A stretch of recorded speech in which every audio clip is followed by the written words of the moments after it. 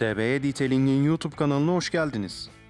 Mercedes-Benz W211 ve Volkswagen Touareg videolarımıza gösterdiğiniz yoğun ilgiden dolayı çok teşekkür ederiz.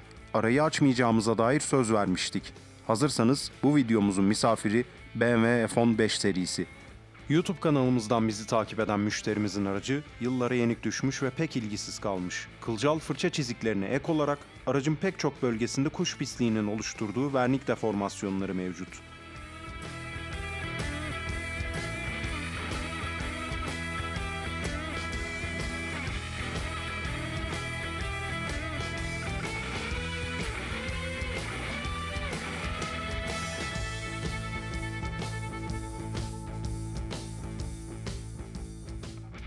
Aracın kaputunda geçmiş tarihte boyasız göçük düzeltme işlemleri yapılmış. Fakat yeterli gelmemiş olacak ki hiç olmayacak bir alanda lokal boya denemesi gerçekleştirilmiş. Sağ ön çamurluk üzerinde vernik soyulması mevcut.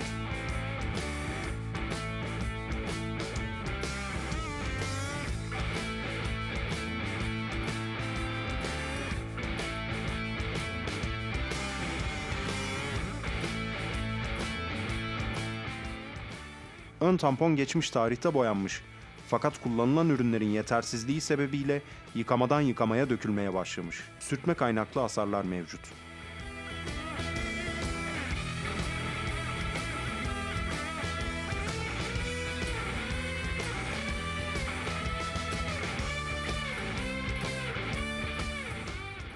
Aracın içi de tıpkı dışı gibi ilgisiz kalmış. Direksiyon simidi, el teri ve yağından kaynaklı parlak görünüyor. Taban halısı da oldukça kirli. Sürücü koltuğunun sol baldır desteği alanında yırtık meydana gelmiş.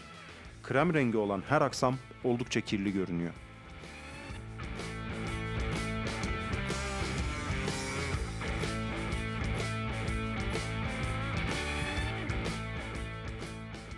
Aracın kaputu, sağ ön çamurluğu ve ön tampon üzerinde boya uygulamaları yapacağız.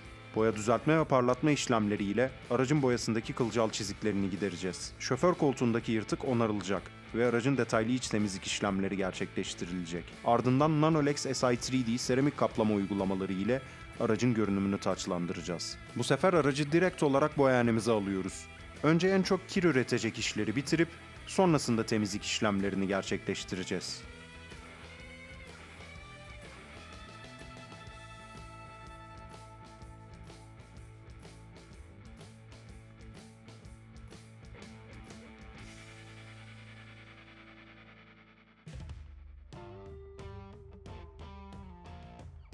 Kusur tespiti yaparken kaputun işlem gören yerlerine değil, geneline odaklanmak gerekiyor. Zira geçmişte işlem gören kaputun daha sonradan başka alanlarında da çöküntüler ve çıkıntılar oluşmuş. Bu da kaputun sadece işlem gören bölgelerinin değil, genelinin dalgalı durmasına sebebiyet vermiş. Tesviye kontrolü yaptığımızda mastarımızın ortasındaki boşluktan bu düzensizliği siz de fark edebilirsiniz.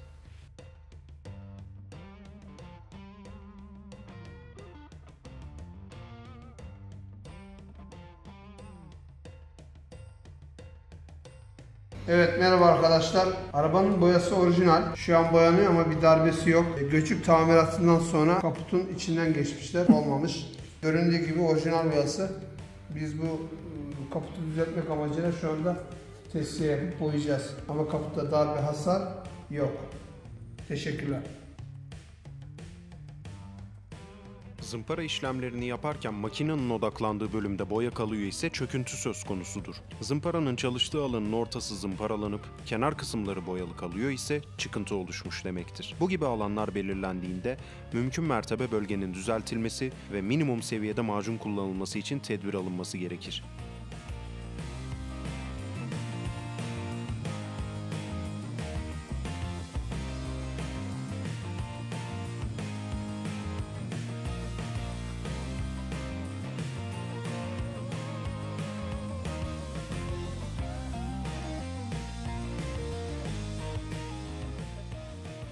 Kusur gördüğümüz her alanda zımpara işlemlerini gerçekleştirdik. Ardından Glasurit 83970 kullanarak tesviye macunu uyguladık. Ürün kuruduktan sonra takoz ve muhtelif derecelerde zımparalar kullanarak tesviye işlemlerini tamamladık.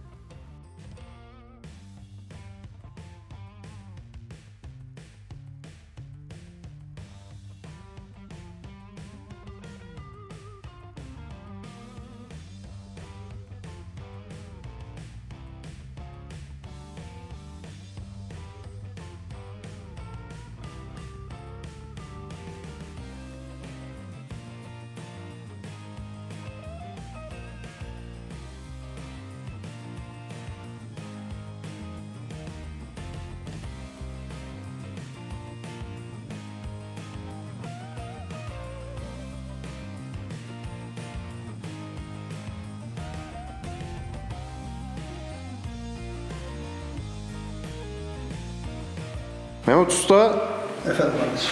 boya uygulamalarını hazırlanıyoruz. Ellerine sağlık. Tesviye çok güzel görünüyor abi. Şimdi yine çok önemli bir uygulama yapıyorsun. Yüzeyi temizliyoruz. Boyadan önce yüzeyde kalan yağ, kir, toz vesaire.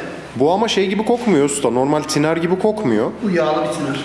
Normal tiner uçucudur. Bu uçucu değildir. Bunu inceltmede falan. İnceltme özelliği yok bunun. Sadece yüzeyi temizlemesi. Şeyi gördün mü YouTube yorumlarında? Dükkanın ortasında araba boyamışsınız diyor. Ne diyor? Dükkanın ortasında araba boyamışsınız. Nerede boyayacağız? Evden mi boyayacağız? Hayır şimdi tamam burası dükkan doğru. Tamam.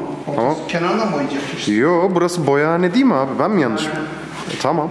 Ben de öyle dedim. Ha, fırınınız yok dese anlarsa. Yani fırın meselesi geliyor arada sırada yorum olarak usta. Fırın meselesi geliyor da fırını insanlar zannediyor ki herkes fırını usulüne uygun kullanıyor. Kimse usulüne uygun kullanmıyor. Fırını ne için kullanıyorlar genelde? Tozsuz bir boya yapmak için. Maliyeti, fırını kullanmanın maliyeti çok yüksek. Yani sanayide mesela kiralı fırınlar var. Onları saatlik kiralayarak boya atıyorlar o fırınlarda. Şimdi o fırınlarda da şimdi boya yaptığın zaman en kötü ihtimalle 45 dakika falan sıcak vermen lazım ki arabaya fırının bir mantığı olsun. Fırında arabayı boyayı bitirince fırını kapatıyor. Bu da ne oluyor? Maliyetle alakalı bir sorun. Tabi esnaf da haklı bir yerde. Araç sahibi istediği parayı vermediği zaman bir şekilde bir yerden esnaf da kısıyor. Yok fırın olunca daha sağlam olurmuş gibi bir algı var. O garip. Yok biz bugün bunu burada boyarız, yarın geliriz tinerle sileriz. Hiç sıkıntı olmaz. Denemek isteyen varsa gelebilir. Boyayacağız, yarın tinerle sileceğiz bunu. Bu da mumlu bezimiz. Yüzeydeki tozları bezimizin üstüne yapıştırıyoruz. O sayede tozsuz üzerine boyayacağız. Çoğu firma sadece bununla temizlik yapıyor usta. Genelde evet. Tabii ıslak bezle siliyorlar, mumlu bezle siliyorlar, devam.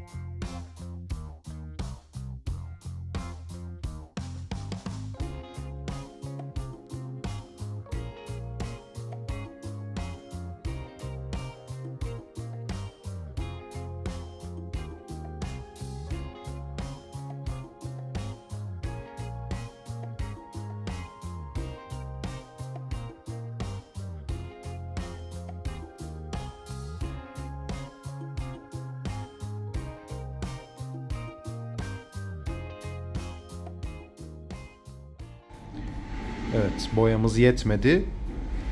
Bazlak sisteminden A89 boya kodumuzu girdik. Bu soruluyor.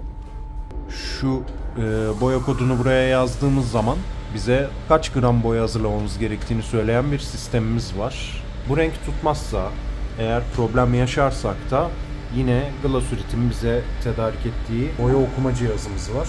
Bu cihaz sayesinde aracın saç parçalarından birebir boyayı herhangi bir koda ihtiyaç duymadan formül olarak alabiliyoruz. Şimdi ben boyayı hazırlayacağım, Mehmet Usta'ya yetiştireceğim.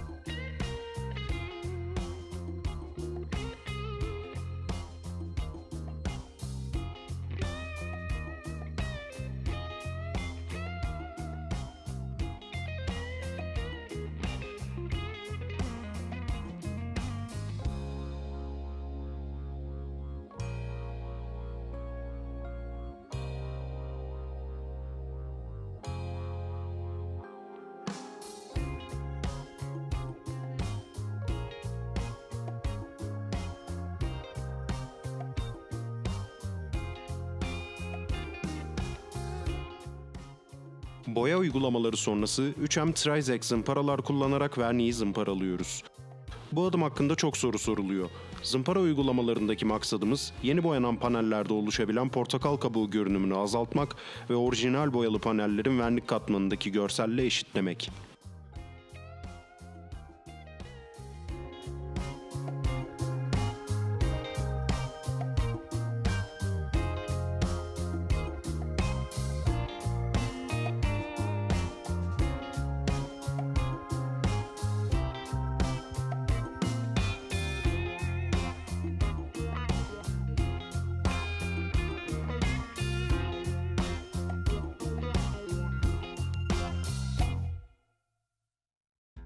Aracın boya onarımları öncesinde sökülen parçalarını takıyoruz ve aracı yıkama alanımıza alıyoruz. Hiç temizlenmediğini düşündüğümüz motor aksamında Nanolex Professional Wheel Cleaner Concentrate ile temizlik işlemlerine başlıyoruz. Bu ürün normal şartlarda yoğun kirli jantlarda yağ ve kir çözücü özelliklere sahip bir temizleyici. Fakat yüksek derecede konsantre yapısı sayesinde farklı sulandırma oranları ile motor aksamında da kullanılabiliyor. Muhtelif detay fırçaları yardımıyla yoğun kirli bölgelerde ürünün daha iyi çalışmasına yardımcı oluyoruz.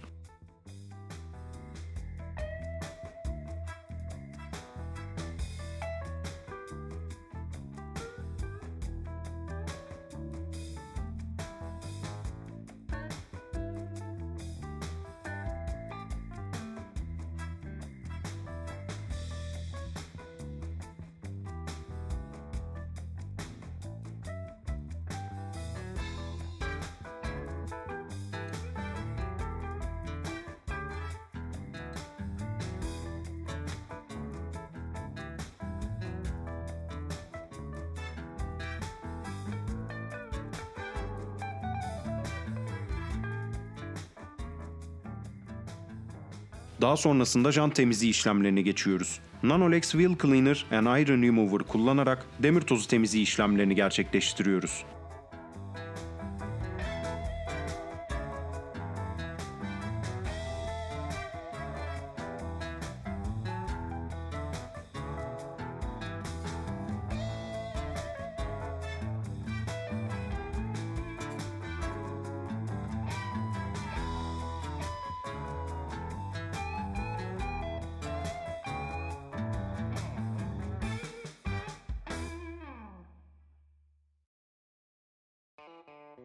Nanolex Pre-Wash Concentrate eklediğimiz köpük tankımız çalışmaya başlıyor.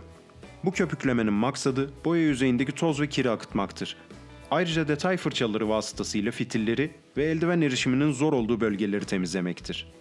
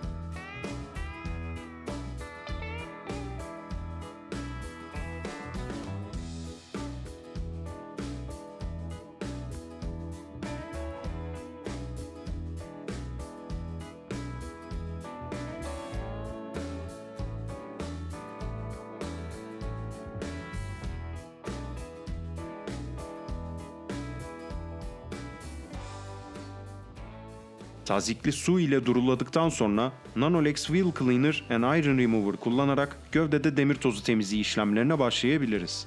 Demir tozu temizleyiciler içeriğindeki yüksek oranlı sülfür sayesinde boya yüzeyine gömülebilen demir ve balata tozlarını sıvılaştırır. Yüzeyden kolayca ayrılmalarını sağlar.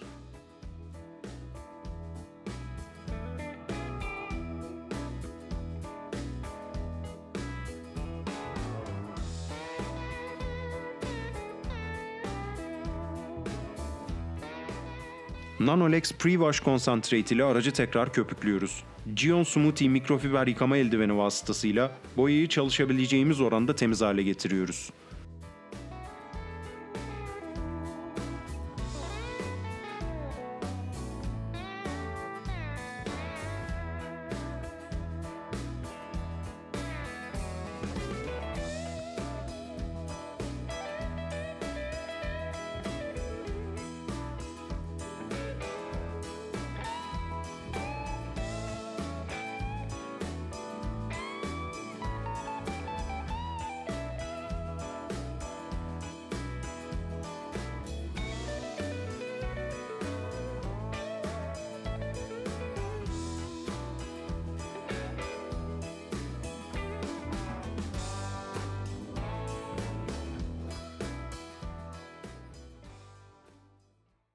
Yıkama uygulamaları bittikten sonra aracı polisaj alanımıza alıyoruz. Yılların yorgunluğu ekibimizin titiz çalışması sayesinde olabildiğince giderilecek. Hem yeni boyadığımız parçaların zımparalanmış görüntüsünü gidereceğiz, hem de kılcal fırça çiziklerine veda edeceğiz.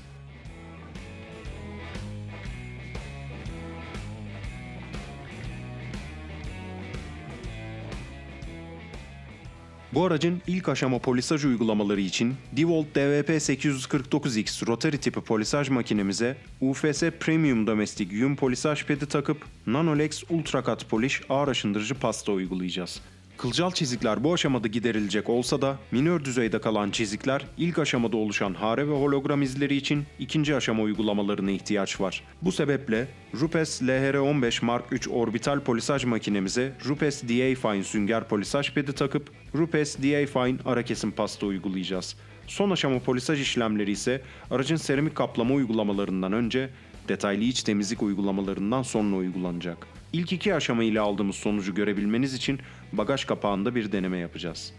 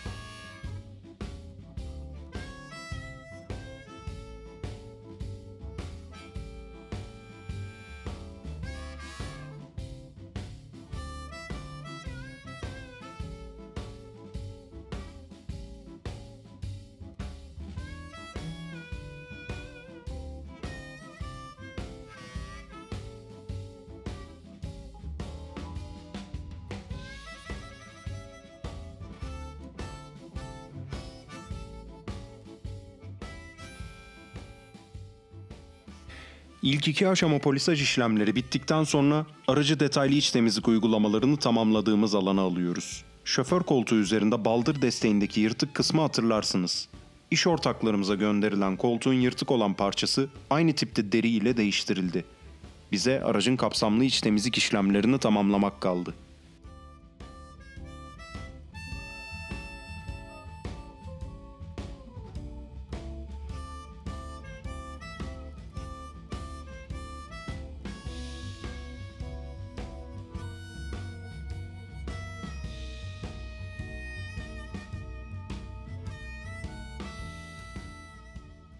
Yıllarca hiç temizlenmeyen taban halısı için Würth Top Gun basınçlı hava temizleme tabancası kullanıyoruz.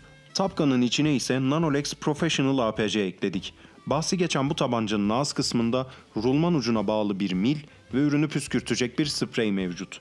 İstenilen açı ve istenilen oranda ürünü vortex etkisiyle kuvvetlice püskürtür.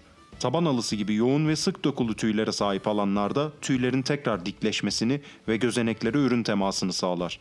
Bu uygulama tek başına hiçbir zaman yeterli değildir. Bazı bölgelerde uzun tüylü detay fırçaları kullanılması, bölgenin tabiri caizse çitilenmesi gerekir. Ayrıca bu ürün kullanıldıktan sonra mutlaka ıslak vakum cihazları kullanılarak bölge hem durulanmalı hem de kurutulmalıdır. Aksi takdirde püskürtülen ürün kurumayacak, küf benzeri kötü kokuya sebebiyet verecektir.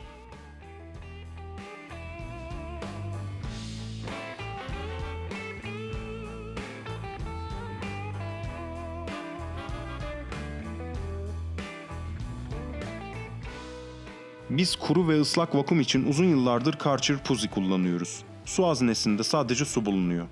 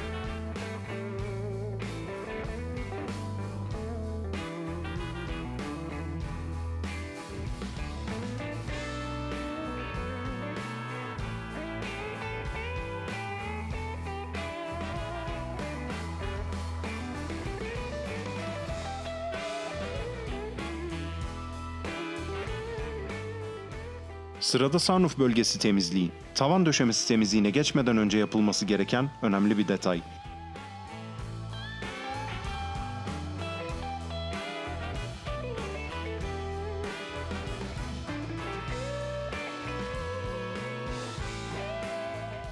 Nanolex Professional APC genel maksatlı temizleyici ve muhtelif detay fırçaları ile kaba kirlerden arındırıyoruz.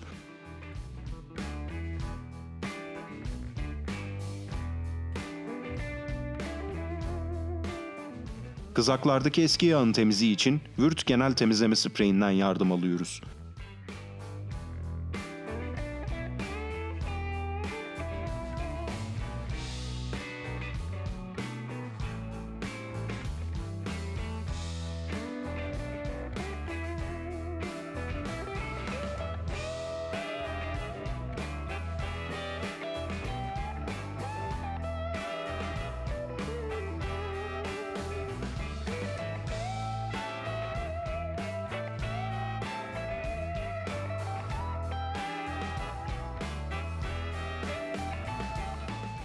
Temizlediğimiz alanları kuruttuktan sonra Loctite Multi Spray kullanarak sunroof kızaklarını yağlıyoruz. Sünger uçlu fırçamız yardımıyla püskürttüğümüz yağın eşit bir şekilde yüzeye yayıldığından emin oluyoruz. Würth silikon spreyi ise bütün temizlik işlemlerinden sonra sunroof ve cam fitillerinin bakımı için uygulanıyor.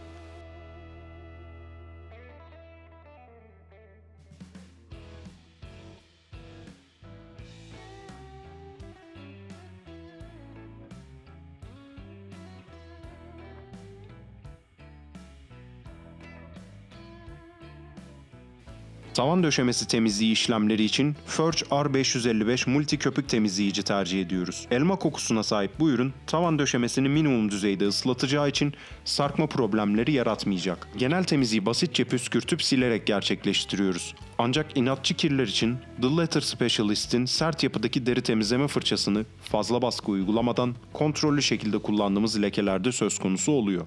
Bu alanda en çok dikkat edilmesi gereken husus tavan döşemesinin fazla ıslatılmaması ve fazla baskı uygulanmamasıdır. Aksi takdirde sarkmalar meydana gelebilir.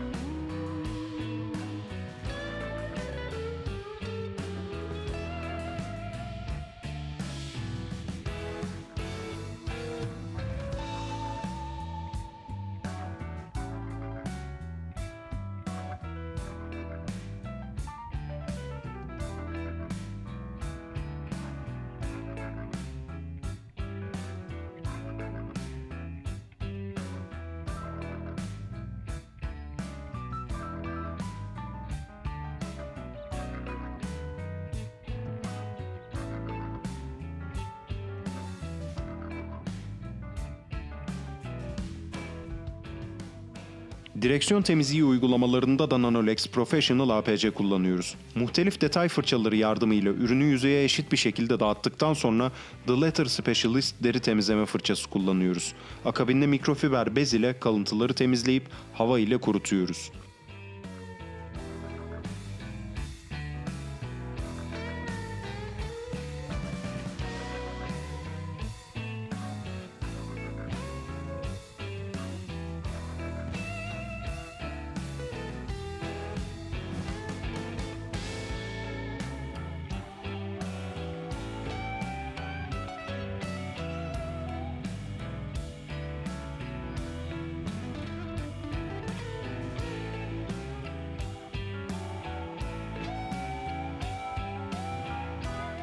Klima menfezlerinde muhtelif detay fırçaları ve sünger uçlu fırçamız yardımıyla temizlik işlemlerini gerçekleştiriyoruz. Ardından basınçlı hava yardımı ile bölgeyi kurutuyoruz.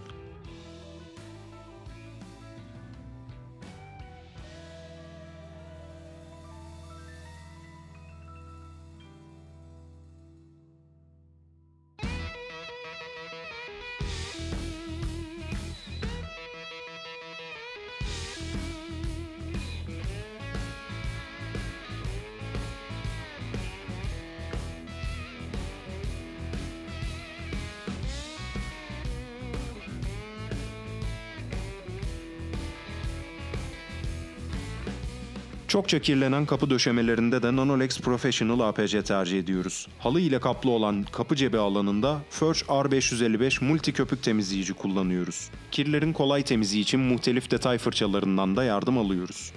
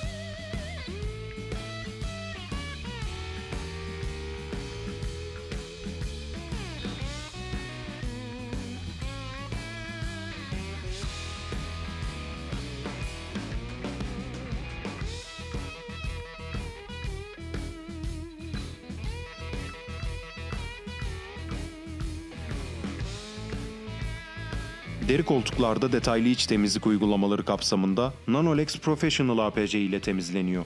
Uygun sulandırma oranları ile bu denli kirli koltuklar için oldukça iyi bir seçenek. The Letter Specialist deri temizleme fırçası ise bu iş için biçilmiş kaftan.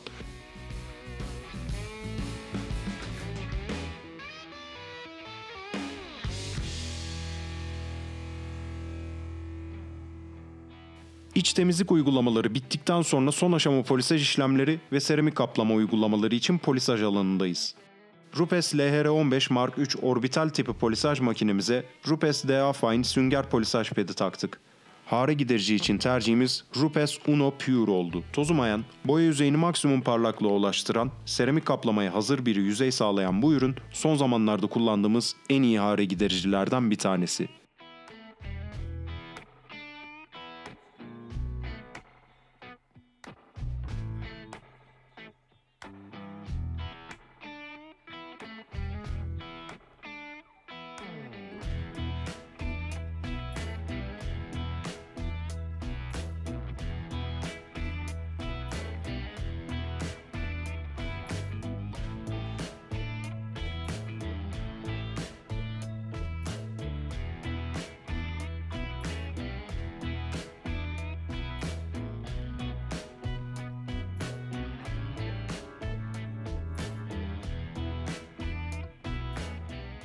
Tozlu ve yağlı işlemlerimiz bittiğine göre yıkama alanında gözden kaçabilecek noktaları detaylıca temizleme vakti geldi. Araç halihazırda liftteyken jantların iç ve dış kısımlarını temizliyoruz.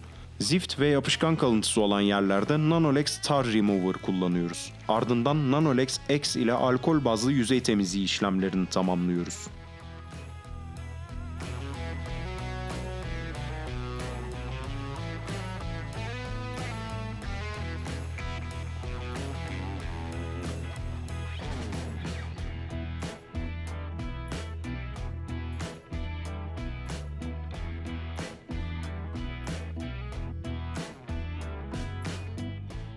Aracın egzoz uçları oldukça kötü durumda.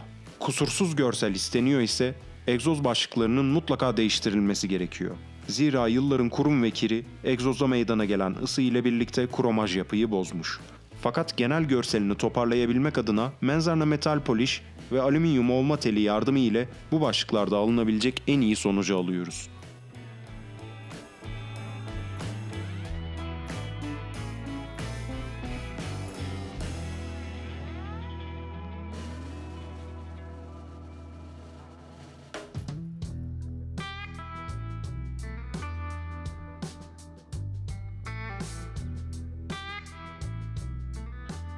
Nanolex Si3D rim, jant yüzeyinde yüksek ısılara dayanıklı, su ve kir itici bir katman oluşturacak. Bu sayede jantlar çok daha zor kirlenip çok daha kolay temizlenecekler.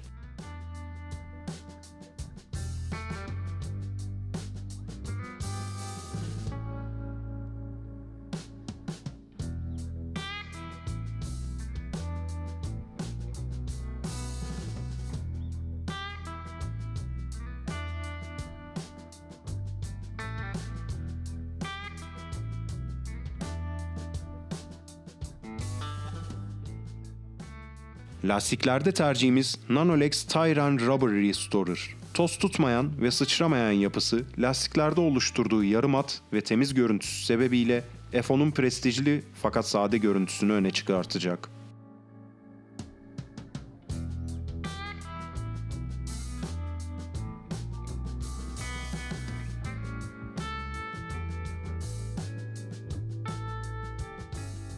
Temizlenen motordaki plastik aksamların görünümlerinin yenilenmesi ve kir tutmama özellikleri kazanması için Nanolex Professional Engine Bay Dressing ile koruma uyguluyoruz.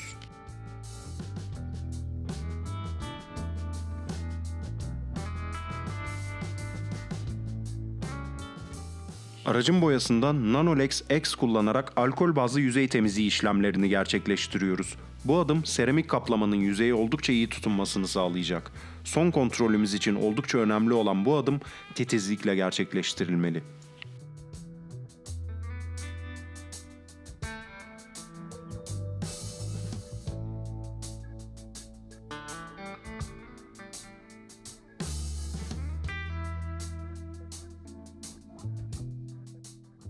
Boya yüzeyinde yapılan bütün temizlik ve polisaj işlemleri bu ürünün maksimum verimlilikte çalışabilmesi içindi.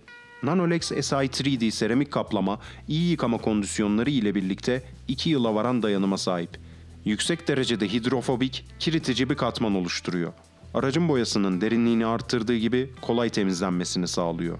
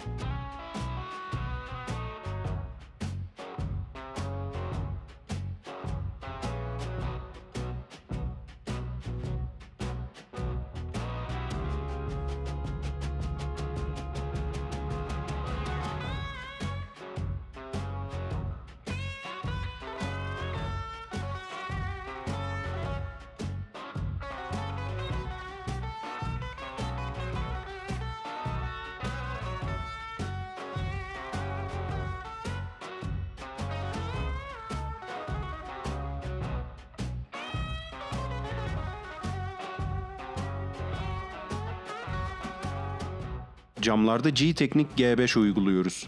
Düşük süratlerde dahi su iticilik görevini başarıyla tamamlayan bu ürün, camların çok kolay temizlenmesine olanak tanıyor.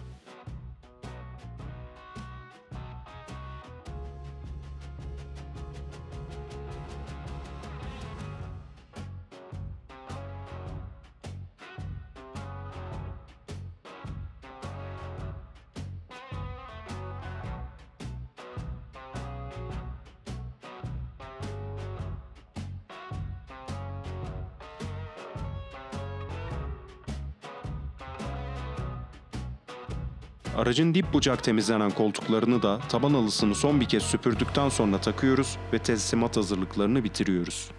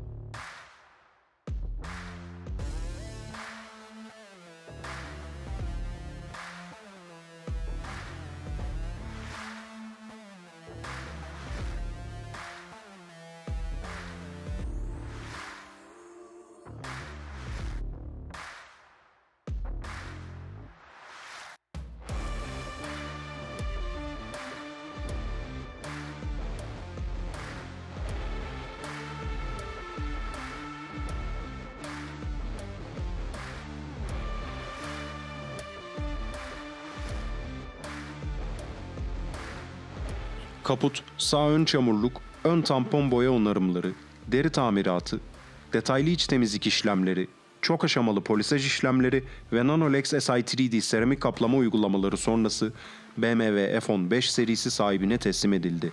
Peki sizler ne düşünüyorsunuz? Öncesi ve sonrası değişim sizi tatmin etti mi? Yorumlar alanında buluşalım.